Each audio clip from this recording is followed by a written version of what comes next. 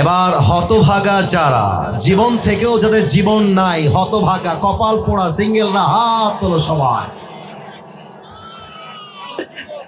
কই আমাদের স্যাররা কোথায়? দেখেন তো সবাই আপনারা যারা এসেছেন।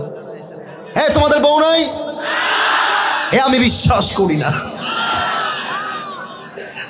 আরে আমি দোয়া করে দিই আল্লাহ সবাইকে দিনদার নেককার বউ দিয়ে দিক। পড়েন সবাই আমিন। এই যারা আমিন বলে না তারা কেউ বউ পাবে না। জোরে সোরে বলেন সবাই আমিন। আহা, বিয়ে করে ফেলো, আর কত দেরি করবো রে বাবা। আসলে আমরা বিয়ে করতে চাই, বাপ মাই আমাদেরকে বিয়ে দিতে চায় না। রংপুরের যুবক ভাই, আমি মনে করি দুইটা বিষয় ঠিক হওয়া লাগবে। এক, মেয়ের বাপ যখন বিয়ে দিবে, মেয়েকে টাকলাওয়ালা বুইড়া বাদ দিয়ে চরিত্রবান যুবকের সঙ্গে বিয়ে দেওয়া লাগবে। এক্ষেত্রে মেয়েদের দোষ বেশি, তোমরা রাগ করো না আমার কথা। হ্যাঁ, মেয়েরা আজকাল, আমার বাম হাত দেখো, ইঙ্গিতে কথা বলবো, সব কথা মুখে বলা যায় না। মেয়েরা আজকাল এইটা ছাড়া বিয়ের পিড়িতে বসতে চায় না। আর কিছু মেয়ে আছে দেখবা, টাকা পাইলে বুইড়া হোক টাকলা হোক ডাজন্ট ম্যাটার, টাকলার সঙ্গে বিয়ের পিড়িতে বসতে যায় টাকার জন্য। এমন মেয়ে তো রংপুরে নাই। আরে নাই, আল্লাহ থাকলে হেদায়েত দান করুক। পড়েন সবাই আমিন। আচ্ছা, আমরা তিনটা তাকবীর দিব। প্রথম তাকবীর দিবেন বিবাহিত ভাইরা, আর দ্বিতীয় তাকবীর দিবেন আমার প্রিয় সিঙ্গেল ভাইরা। আমি দেখতে চাই আজকের মাহফিলে কার গায়ের জোর কত বেশি। বিবাহিত ভাইরা একটা কাশি দেন। মানুষ সম্মান শেষ রে বাবা। বিবাহিত ভাইরা আপনারা আমার ভাই, একবার কাশি দেন। আচ্ছা সিঙ্গেল তোমরা চুপ থেকো, বিবাহিত ভাইরা তাকবীর দিবে। নারায়ে তাকবীর। মোটামুটি ভাঙ্গা ভাঙ্গা। আচ্ছা, it's time for the single people. যাদের বউ নাই তারা রেডি হয়ে যাও।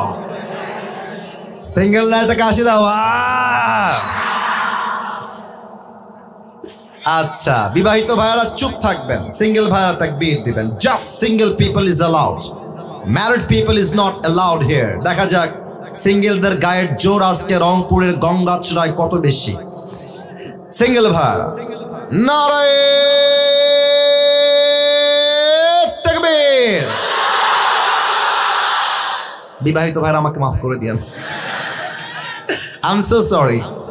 আজকে আমার সিঙ্গেল ভাইরাই সবচেয়ে বেশি নাম্বার পেয়ে পাস করেছে, ঠিক কিনা? আচ্ছা, এবার সবাই মিলে এমন একটা তাকবীর দিবেন রংপুরের ভাইরা যে আপনাদের তাকবীরের ঠেলায় আমি আসিফ হুজুর স্টেজ ভেঙে উল্টে নিচের দিকে পড়ে যাব। আচ্ছা কাশি দেন সবাই। নারায়ে তাকবীর। আল কোরআনের আলো, আল হাদিসের আলো, কোরআন হাদিস যেখানে, আলেম উলামা যেখানে, রংপুরবাসী যেখানে। আপনাদের গলার যে সাউন্ড, এটাই প্রমাণ করছে আমার সামনে কোনো বিড়ালের বাচ্চা নয়, সব সিংহের বাচ্চাগুলো আমার সামনে দাঁড়িয়ে আছে, বসে আছে। আল্লাহ সিংহের বাচ্চাগুলোকে ইসলামের বীর সৈনিক ওমরে ফারুক রাদিয়াল্লাহু তাআলা আনহুর মতো কবুল করুক। পড়েন সবাই আমিন। একটা কথা বলে তাফসীরে ফিরে যাই, শোনো।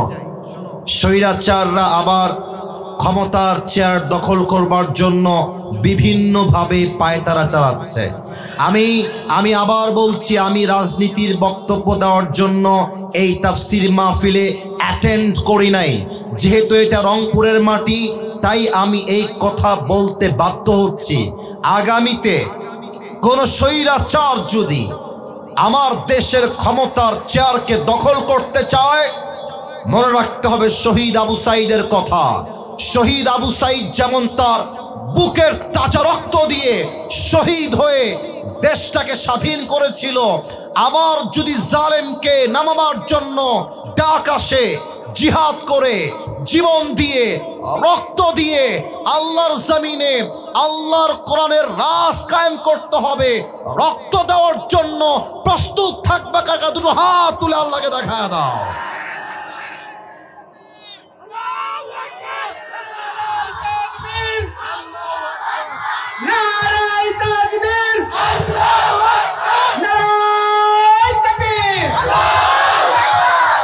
এটা কি আমাদের আবেগের কথা না বিবেকের কথা? যদি কোনো স্বৈরাচার দখল করতে চায়, কথা একটাই, যেই দখল করতে আসবে একটা লাথি মেরে মামুর বাড়ি দিল্লিতে পাঠাই দিবা তোমরা সবাই মিলে। আগামীর বাংলাদেশ কোনো স্বৈরাচারের বাংলাদেশ নয়। আগামীর বাংলাদেশ হবে ইসলামের বাংলাদেশ, কোরআনের বাংলাদেশ।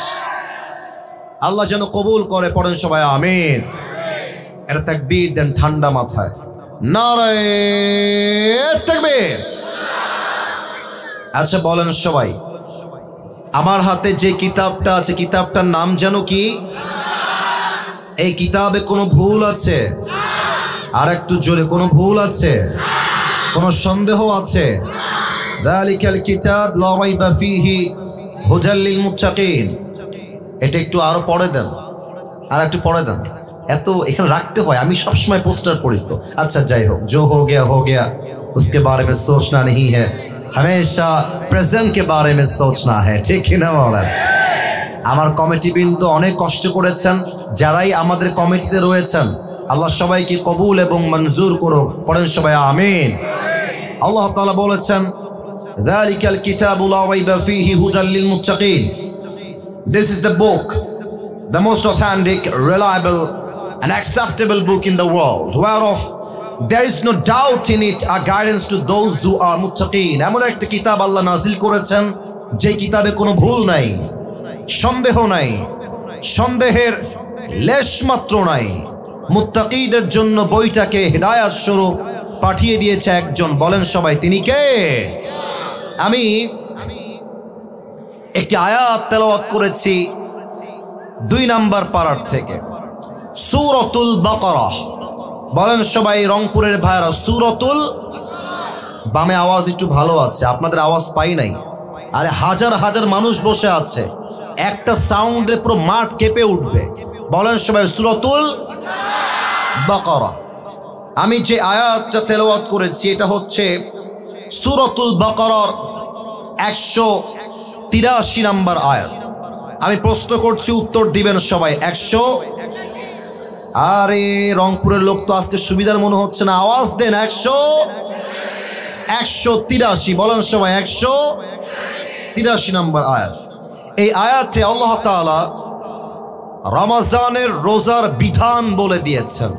আমি সবাইকে প্রশ্ন করছি, রমজানের রোজা সুন্নত, নফল, ওয়াজিব না ফরজ?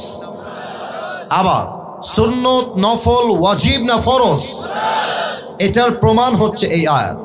আল্লাহ তাআলা বলছেন, ইয়া আইয়ুহাল্লাযীনা আমানু কুতিবা আলাইকুমুস সিয়ামু কামা কুতিবা আলাল্লাযীনা মিন ক্বাবলিকুম লাআল্লাকুম তাত্তাকুন। আল্লাহ বলছে, ঈমানদাররা শোনো শোনো, রমজানের রোজাকে আমি আল্লাহ রাব্বুল আলামিন তোমাদের জন্য ফরজ করে দিয়েছি, যেমন ভাবে পূর্ববর্তী উম্মত যারা ছিল তাদের জন্য ফরজ ছিল। কেন ফরজ করেছি? উদ্দেশ্য হচ্ছে একটা, লাআল্লাকুম তাত্তাকুন, যাতে করে তোমরা ভয় অর্জন করতে পারো। এক সত্তার আওয়াজ দিয়ে বলেন সবাই তিনি কে? You believed the fasting has been made obligatory upon all the believers as it was before. আল্লাহ তাআলা বলছেন, রমজানের রোজাকে আমি আল্লাহ তাআলা ফরজ করে দিয়েছি সবার জন্য, মুমিনের জন্য।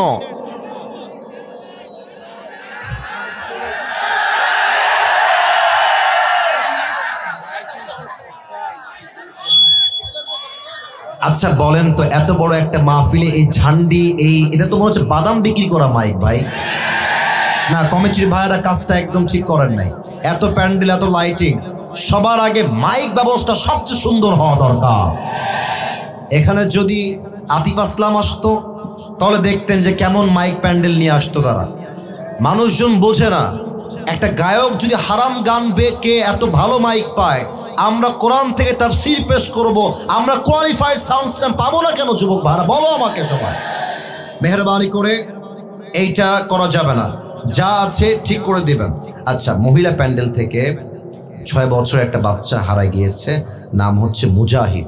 এই মুজাহিদ বাবু, তুমি যদি কোথাও থাকো কলিজার বাবু, তুমি স্টেজে চলে আসো, তোমার কমিটির ভাইরাই পৌঁছায় দিবে। মুজাহিদ নামে একজন ছোট্ট বাবু হারিয়ে গিয়েছে মায়ের কোল থেকে, মহিলা প্যান্ডেল থেকে। আল্লাহকে সুস্থভাবে আবার মায়ের কোলে যাওয়ার তৌফিক দান করো, পড়েন সবাই আমিন। তা আমি বলছিলাম যেটা রোজা হচ্ছে একটা ফরজ ইবাদত। খেয়াল করেন, আগের উম্মতের উপরেও রোজা ফরজ ছিল, তবে সিস্টেমটা ভিন্ন ছিল। আমাদের রোজা হচ্ছে পুরো 1 মাস যাবত। আগে কখনো ছিল 10 দিন, কখনো ছিল 3 দিন। আমাদের রোজা হচ্ছে সারাদিন না খেয়ে থাকা, আমরা চাইলে কথা বলতে পারি। বাট আগের যুগে এমন রোজাও ছিল যে রোজার, এই আওয়াজ করো না বাবুরা, একদম আওয়াজ করিস না বাপ, তোমাদের পায়ে আমার হাত, কলিজার ভাইয়ারা আওয়াজ চাই না, কলিজা প্লিজ স্টপ, কথা বইল না। আগে এমন রোজাও ছিল যেই রোজার মূল অর্থ ছিল কথা না বলা, তার দলিল কোরআনে আছে। যেমনটা মারিয়াম আলাইহিস সালাতু ওয়াস সালাম বলেছেন, ইন্নী নাযারতু লির-রহমানি সাওমান ফালান উকাল্লিমাল ইয়াওমা ইনসিয়্যা। উনি ডাক দিয়ে বলছেন, আমি রোজা মান্যত করেছি, রোজা রেখেছি, অতএব আজকে আমি কারো সাথে একটা কথাও বলবো না। তার মানে ওই সময়ে রোজার মানে ছিল না খেয়ে থাকা নয়, বরং রোজার মানেই ছিল কথা না বলা। এখন আল্লাহ তাআলা রোজা যে ফরজ করেছেন, এর একটা মূল উদ্দেশ্য আয়াতের শেষ অংশে বলেছেন। আসলে সত্য কথা কি জানেন, বড় বড় মাহফিলগুলোতে তাফসীর করা খুব টাফ হয়ে যায়। গতকাল আমি বসে বসে একটা ভিডিও দেখছিলাম, আমাদের সকলের প্রিয় ডক্টর মিজানুর রহমান আজহারি হুজুরের মাহফিল ময়মনসিংহের মাটিতে। তো আমি দেখলাম একজন টিচার, যিনি শুধু শিক্ষক নন, তিনি একজন কন্টেন্ট ক্রিয়েটর। তিনি মাহফিল শেষ করে বাসায় যখন যাবেন, বাইকে বসে বসে অনেকের থেকে রিভিউ নিচ্ছেন, মাইক্রোফোন ধরে বলছেন যে বলেন তো ভাই আজহারি হুজুর আজকে কি ওয়াজ করেছেন। যতজনকে বললো কেউ বলতে পারে নাই, আমি নিজের চোখে দেখেছি, তোমরা হয়তো বা অনেকেই দেখেছ। তো এই মাহফিলটা কোনো লাভ নাই। আপনারা ভাবতেছেন আসিফ হুজুর অনেক ফেমাস, চেহারা দেখবো তাতেই মন ঠান্ডা। ওয়াল্লাহি যারা আমাকে ফেমাস দেখে আমার কাছে এসেছেন, আপনাদের সওয়াব হবে না। যদি আপনি আল্লাহর কোরআনের তাফসীর শুনতে আসেন, তবেই আপনার আমলনামায় সওয়াব অ্যাড হবে, ঠিক কিনা বলেন? মেহেরবানি করে আমাকে ওই চোখে দেখবেন না যে আমি অনেক ভাইরাল। আমি যখন এখানে ঢুকতেছি, এই দেখেন এই হাইটে এত ছোট বাচ্চা, আমার মাজা বড় বড় আসবে না, বলতেছে কয়েকজনকে অনেক বড় বক্তা, টিকটকে অনেক ভাইরাল, ছোট্ট বাচ্চা। আপনি ভাবেন যে ও কি পরিমাণ সোশ্যাল মিডিয়া অ্যাক্টিভ থাকলে ও আমাকে চিনতে পারে। শুধু চেনে না, আমি কি করি, আমি কেমন ওয়াজ করি, ও ওখানে বলতেছে সবাইকে, আমার ড্রাইভার শুনেছে।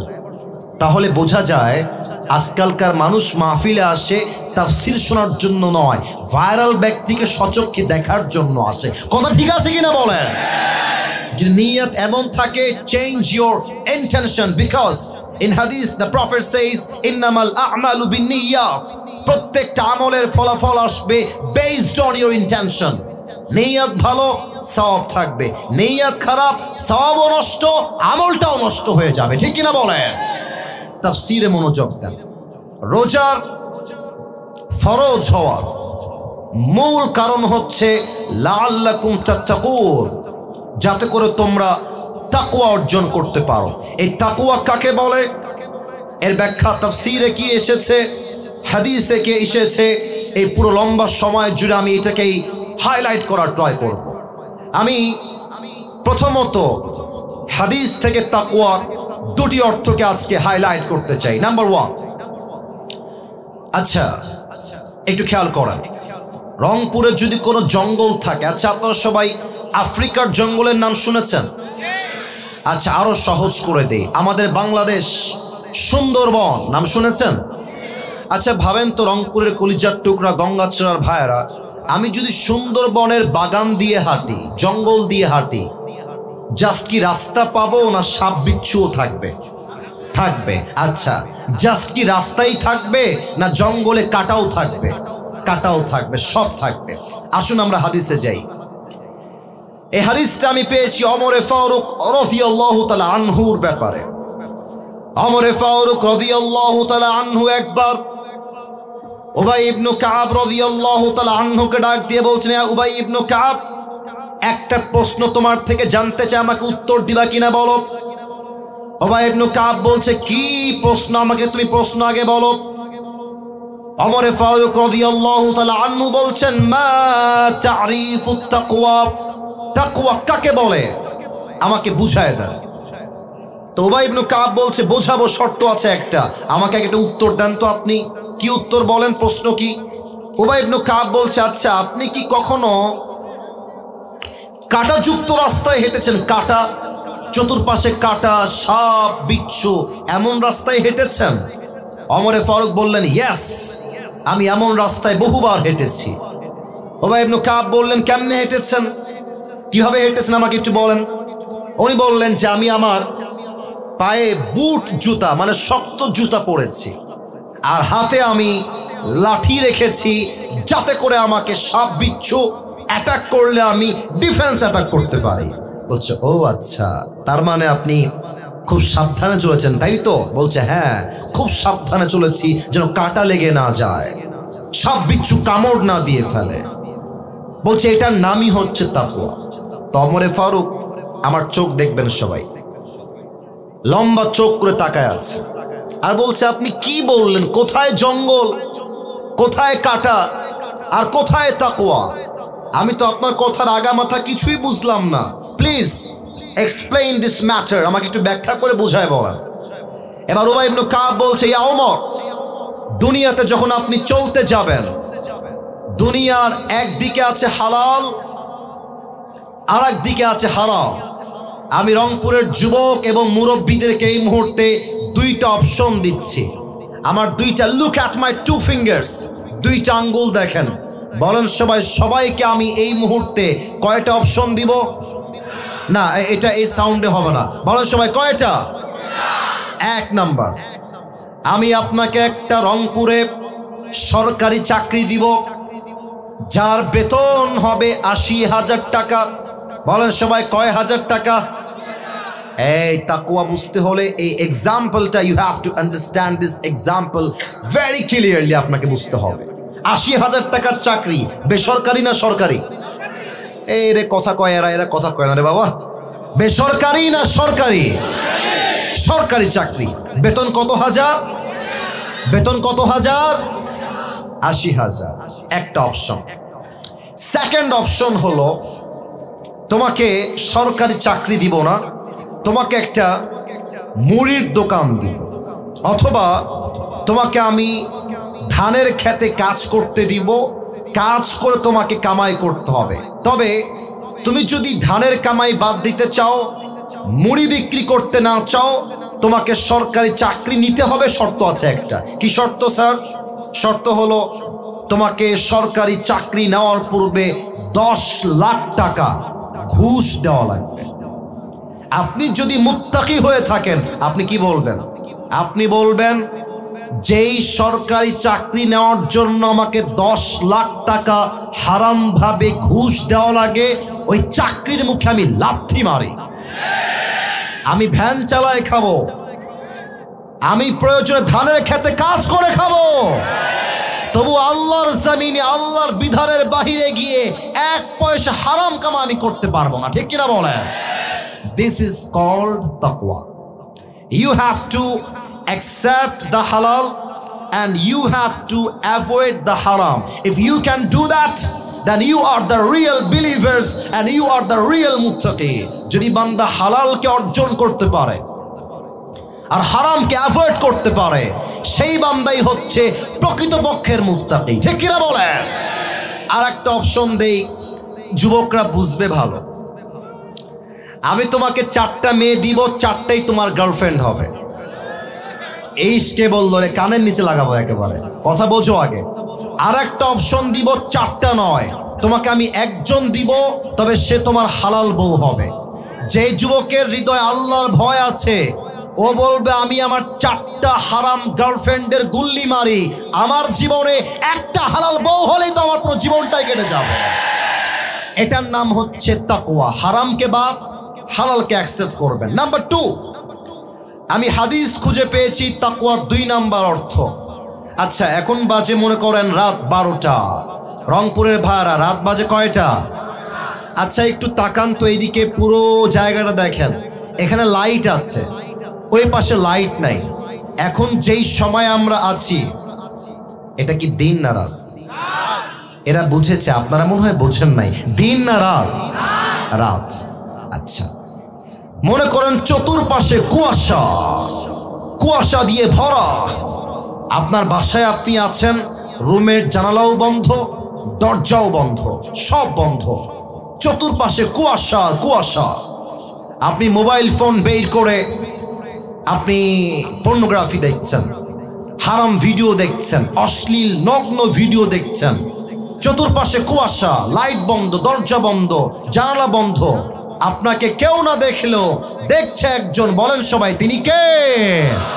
এটার নাম তাকওয়া। মানে আমি যাই করি না কেন, আমাকে মাথায় রাখতে হবে আল্লাহ আমাকে দেখছেন। আর আল্লাহর ভয়ে যে অন্যায়কে ছাড়তে পারে তাকে মুত্তাকি হিসেবে ঘোষণা দিয়েছে একজন। তিনি কে? যাদের হৃদয়ে আছে আল্লাহর ভয়। বলেন না, যাদের হৃদয়ে আছে আল্লাহর ভয়, তারা কবু পথ ভুলে যায় না। আল্লাহর প্রেম ছাড়া এই দুনিয়ায় কারো কাছে কোনো কিছু চায় না। ঠিক কিনা বলে? রাতের আধারে যারা সিজদাতে রয়, দু চোখের অশ্রুতে নদী যেন বয়।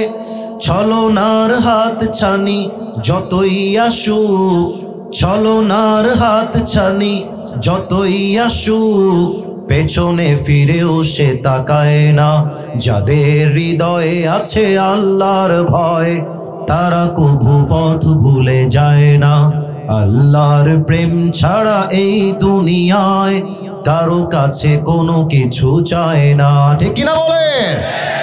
এবার আসুন তাকওয়াকে আমি বর্তমান বাংলাদেশের সঙ্গে একটু মিলিয়ে দেখাই। 5 আগস্টের সকাল বেলাও যিনি আমাদের দেশের একজন প্রধানমন্ত্রী ছিলেন, নাম কি?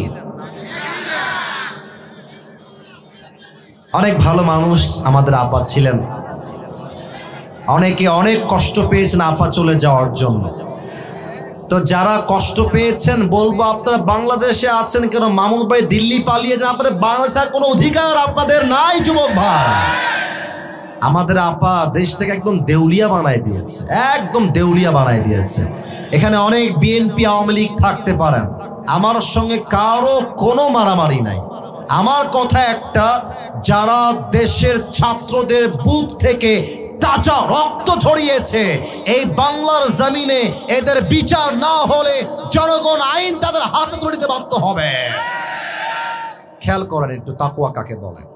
আমার মনে আছে এখনো 3 আগস্ট অথবা 2 আগস্ট, আপনারা আমার চেয়ে ভালো জানবেন, আমাদের ঢাকায় একটা মেট্রো রেল আছে, মনে পড়ে? নাম তো শুনেছেন নাকি? মেট্রো রেল ঢাকার। তো ছাত্ররা খেপে একদম আগুন লাগাই দিয়েছিল। আমার I can remember very clearly. তো আমাদের যিনি আপা ছিলেন, she was a very good actor, খুব ভালো অভিনয় করতে পারতেন তিনি। এবং যে অভিনয় করতেন তিনি, আমার মনে হয় যে এই অভিনয় বলিউডে হার মানাই ফেলবে একেবারে। ঠিক কি না? আচ্ছা, আমি একটু অভিনয় করে দেখাই। আমি আবার কোনো অভিনেতা না আবার। তো আমার সম্মানিত আপা যিনি ছিলেন, উনি মিডিয়ার সামনে একটা কনফারেন্স করলেন, মিডিয়া কনফারেন্স। এখন যদি কেউ উঠে যায় বুঝতে হবে সেই স্বৈরাচার দালাল ছাড়া কিছুই হইতে পারে না। চুপ করে বসে থাকেন, চুপ করে বসে থাকেন। তা আমাদের আপা মিডিয়ার সামনে এসে দেখেন তো আমার দিকে মিলে কিনা।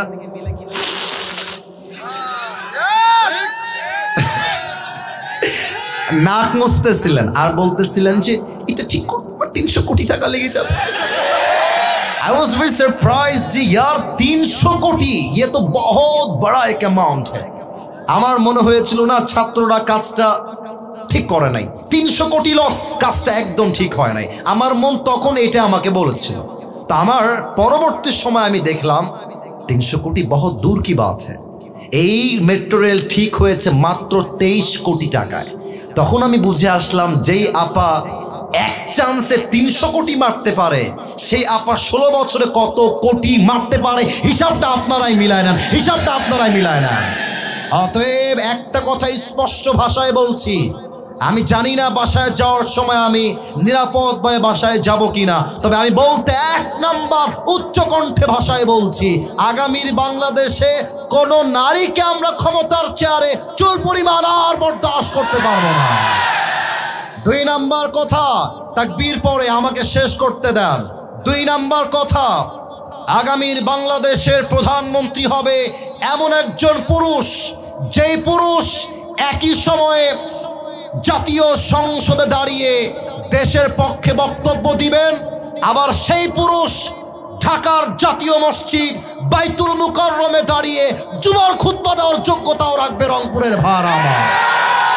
এমন প্রধানমন্ত্রী আমরা কারা কারা চাই? দুটো হাত তুলে আল্লাহকে দেখায় দেয়।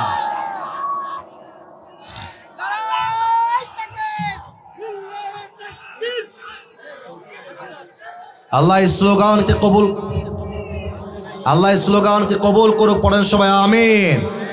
আপনারা সবাই আল্লামা দেলোয়ার হোসেন সাইদি হুজুরের নাম শুনেছেন? হ্যাঁ, ভয় পাবেন না, নাম শুনেছেন আপনারা সবাই। উনি বলতেন, তোমরা আমরা হক কথা বলে তোমরা আমাদের গালি দাও রাজাকার, জঙ্গিবাদ আর মৌলবাদ বলে। তবে মৌলবাদ বললে আমরা রাগ করি না, কারণ মৌল আসছে মূল থেকে। মূল মানে কোরআন, মূল মানে হাদিস, মূল মানে আল্লাহ তাআলা, মূল মানে হচ্ছে হিজ লাস্ট মেসেঞ্জার মুহাম্মদ সাল্লাল্লাহু আলাইহি ওয়াসাল্লাম। অতএব যারা আমাদেরকে মৌলবাদী বলে গালি দাও, আমরা সবাই মূলবাদী, তোমরা সবাই আগাবাদী। বলেন তো রংপুরের ভাইয়েরা, গাছের আগায় শক্তি বেশি হয় না গোড়ায় শক্তি বেশি হয়?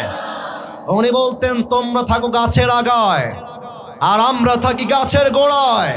বাসা বাড়াবাড়ি বেশি কইরো না, বেশি বাড়াবাড়ি করলে 16 কোটি মানুষ মিলে গাছের গোড়ায় একটা ঝাঁকুনি মারবে, মামুর বাড়ি দিল্লি গিয়ে পড়বা, দিল্লি গিয়েই তারা পড়েছে। এবার আসেন তাকওয়া সাহাবাদের মাঝে কেমন ছিল, তারা দেশকে কেমনে চালিয়েছে। দেখা যাক ইসলামী নলেজ রংপুরের মানুষের মাঝে কতটুকু আছে। বলেন তো, ইসলামের খলিফা মোট কয়জন? আমি তো আঙ্গুল দেখাই দিলাম, তাও বলেন না কেন? সবাই বলেন কয়জন? 4 জন খলিফা। 1 নম্বরে কার নাম আসবে? তো ভয় কেন পান? এক বাক্যে বলেন, 1 নম্বরে কার নাম আসবে? আবু বকর রাদিয়াল্লাহু তাআলা আনহু। দেখেন তাকওয়া কাকে বলে। আবু বকরের কাছে এসে একজন সাহাবী বলছে, ইয়া আবু বকর, আপনার বাসায় একটা জরুরি তলব এসেছে, আপনাকে বাসায় একটু যাওয়া লাগবে। আবু বকর বাসায় এসেছেন, এসে বলছেন, বউ তোমার কি হয়েছে, কি সমস্যা আমাকে বলো। আবু বকর রাদিয়াল্লাহু তাআলা আনহুর স্ত্রী ডাক দিয়ে বলছে, ইয়া খলিফাতুল মুসলিমিন, আপনার কয়েকজন সন্তান মিলে আবদার করেছে, তারা আরবের সবচেয়ে দামি খাবার সারিদ খেতে চায়। যেমন ভাবে আমাদের বাংলাদেশে দামি খাবারের নাম হলো মুরগির গোস্ত নয়, গরুর গোস্ত। যারা মধ্যবিত্ত পরিবারের সন্তান, আমরা পুরো মাসে একটা দিনও আমরা গরুর গোস্ত ঠিক মতো খাইতে পারি না, ঠিক কিনা বলেন? বলছে, ও আচ্ছা, সারিদ খেতে চায়, তবে আমি তোমাদের কাছে মাফ চাচ্ছি, আমি যে সারিদ কিনে খাওয়াবো ওই টাকাটা আমার কাছে নাই। কে বলছে? প্রধানমন্ত্রী। আবার বলছেন, কে বলছে? প্রধানমন্ত্রী। সারিদ কিনে দিব, এই টাকা আমার কাছে নাই। তো বলছে, তোমরা আমাকে মাফ করে দিও। বাড়ি থেকে বের হয়ে গেছে। 3 মাস পরে আবু বকর রাদিয়াল্লাহু তাআলা আনহু একদিন বাসায় আসছেন, দেখছে তার বউ একটা প্লেট নিয়ে সামনে এসেছে। আরে প্লেটে কি রাখা আছে আমাকে বলো। বলছে, রাখা আছে সারিদের টুকরা, এই নেন আপনি খান। সারিদ তোমরা কই থেকে পেয়েছো? আমি তো টাকা দেই নাই, আসলো কই থেকে? আবু বকর রাদিয়াল্লাহু তাআলা আনহুর বউ ডাক দিয়ে বলছি, ইয়া খলিফাতুল মুসলিমিন, আপনি প্রত্যেক মাসে যেই টাকা আমাকে দেন, টাকা বাঁচিয়ে বাঁচিয়ে আমি এই সারিদগুলো ক্রয় করেছি আপনার জন্য, আমার সন্তানের জন্য। এই হাদিসটা আমার শেষ হাদিস, বুঝে যাবেন বাসায়। এবার আবু বকর বলছে, তাহলে দাও আমাকে, আমি 1 টুকরা খাই।